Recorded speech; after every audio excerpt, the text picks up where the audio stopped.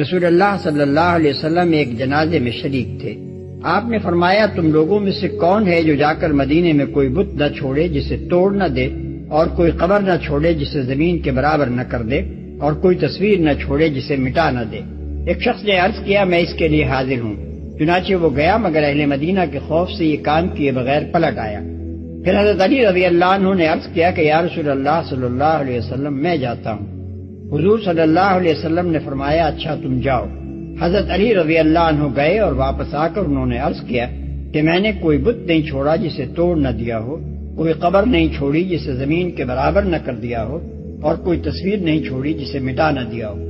اس پر حضور صلی اللہ علیہ وسلم نے فرمایا، اب اگر کسی شخص نے ان چیزوں میں سے کوئی چیز بنائی تو اس نے اس تعلیم سے کفر کیا جو محمد صلی اللہ علیہ وسلم پر نازل ہوئی ہے۔